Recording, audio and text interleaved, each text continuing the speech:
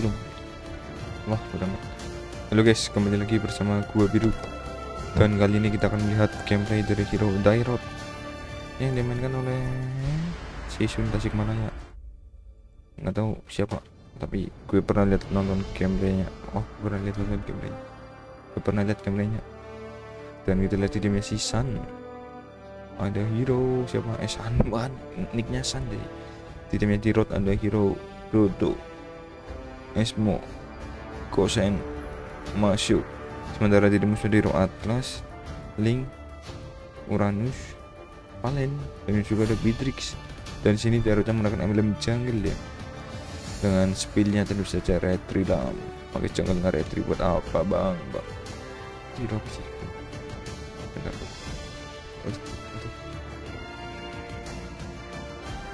Waktu gue sumpah apa? Ih, kalau kita gitu.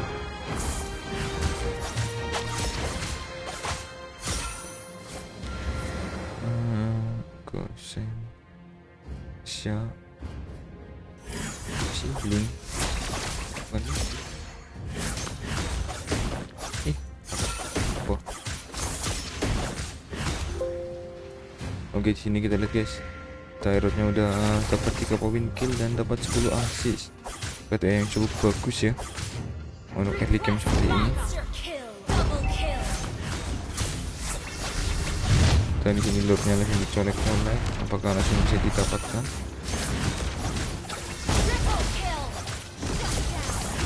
Gitu, teman-teman. Ada kepikiran. Lordnya udah menjadi free lord. Gampang banget yang lord di road buat lord sih cepet banget. Dan di sini ajam dari Dairot kita lihat dia bikin masuk yang besar event defense sih. Damage-nya cuma dari heptasis tapi tidak sakit. Nonton gameplay Mobile Legend.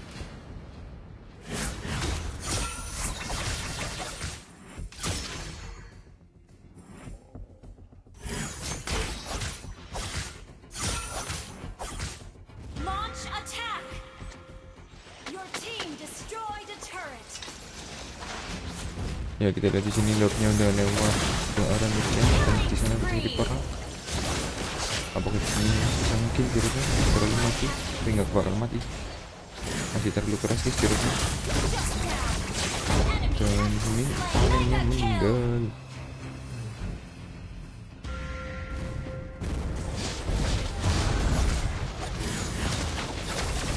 Ya jelas keluar banget. Tapi keras begitu. Emblem jungle betul. Dan Warx nya udah jadi guys. Warx sama heptasis itu buat apa gitu? Menurut gue dua item ini nggak masuk. Ya lu bayangin aja lah. Apa namanya? Heptasis harus nunggu, Warx harus gebuk-gebukan. Ya nggak masuk kan? Nggak masuk logika. Ya di sini kita lihat Dairotnya farming lagi. BTW kalau pakai hero-hero kayak Dairot ini 1N agak susah ya, karena nggak terlalu berguna di late game. Wih bisa kuning sih. Nah kita lihat udah nggak masuk meta Dairot ya. Bukan nggak masuk meta sih, udah jarang di pick. Lebih sering siapa itu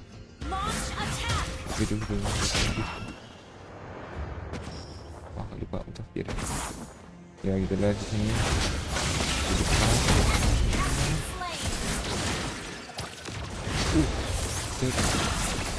mati Uranus masih bisa selamat.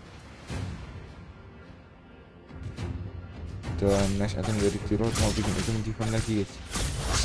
Dairotnya mau pada pensiun. Berarti dia harus sering-sering join team fight ya, bukan 1v1. Ya lihat di sana Wiki masih aman.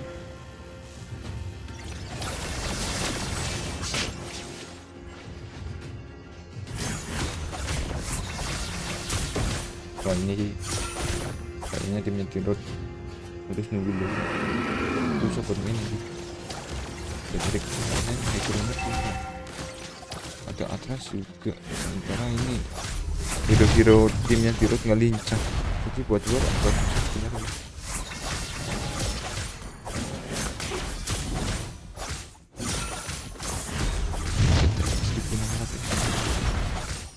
Saya berhasil ditamatkan. Mati bro. Kena. Mati sih, satunya belum lagi. Nah, aku punya kiranya sama. Wah nggak ini. Ini dikejar.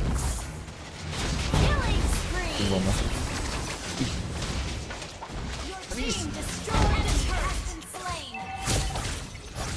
Enggak. Berani sekali. Cut hit. Astagfirullah. Akhirnya cut lu guys. Apa itu? Dikepukin doang. Ini jangan dulu itu benar. Nunggu kalian. Udah mesti bisa aku dapat mati. Salah pilihnya kan ini. Apa itu? Komu sama si panen. Mana dia itu? Bentar.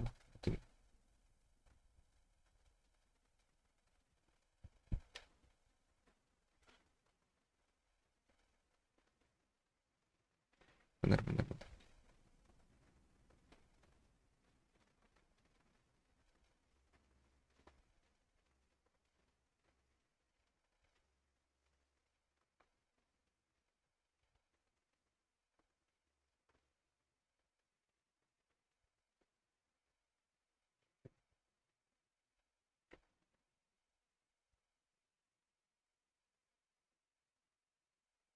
Oke lah guys, di sini gamenya akhirnya berhasil dimenangkan oleh timnya Dairot di menit yang ke-14 dengan perbandingan poin kill. Tim dari Dairot memperoleh 33 poin kill, sementara tim musuh dapat 14 poin kill. Perbedaan yang agak jauh ya. Beda sampai berapa guys? 19 ya. Kayaknya jadi 19. Dan di sini yang dapat MVP di timnya si Dairot ialah si Masya. Masyanya di sini memperoleh MVP dengan skor 9.8 dengan KTA-nya. Masya dapat 5 poin kill, matinya cuma 2 kali dan dia dapat 17 assist. Sementara itu yang dapat skor paling rendah di timnya Masya, ya sama aja sih.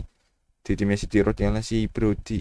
Si Irang ini mendapatkan silver dengan skor 7.8 dan KTA-nya Brody dapat 5 poin kill, matinya cuma 2 kali dan dia berhasil mendapatkan 8 assist. Sementara itu di timnya musuh yang dapat MVP ialah si Valentina di tim musuh memperoleh MVP dengan skor 7.8 dan KTA-nya Valen dapat 7 poin kill, matinya sebanyak 5 kali dan cuma dapat 4 assist. Lalu yang dapat skor paling rendah di timnya musuh ialah si Atlas. Atlasnya di sini dapat bronze ya, dengan skornya 3.0 dan KTA-nya jelek banget guys. Atlas nggak dapat poin kill sama sekali, matinya lebih dari 10 yaitu sebanyak 14 dan cuma dapat 6 assist. Ini sih meskipun Romar kita tidak boleh memaafkannya ya. Lalu yang selanjutnya kita lihat dari ini guys, statistik datanya ya. Pertama kita lihat dari segi hero damage. Yang paling banyak memberikan damage dari timnya Dirot ke tim musuh ialah si Dirotnya guys. Di sini Dirot menyumbangkan damage sebesar 27%, lalu disusul oleh ini sama ya guys sama Esme, tapi Esme di sini lebih tinggi sebanyak 64.345, sementara Kosennya cuma 63.103. Dan di posisi keempat baru Brody 15%, lalu yang terakhir ada Masya guys 14%, cuma beda 1% dengan si Brody. Lalu selanjutnya kita lihat dari segi turret damage terbesar itu diperoleh oleh si Brody. Di sini Brody-nya paling rajin nge-push ya guys, wajar aja karena dia marksman, jadi ya aneh malah kalau turret damage-nya sedikit.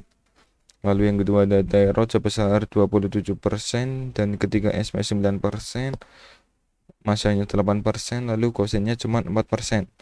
Lalu dari damage yang diterima, yang paling banyak menerima damage ialah si Esmeralda.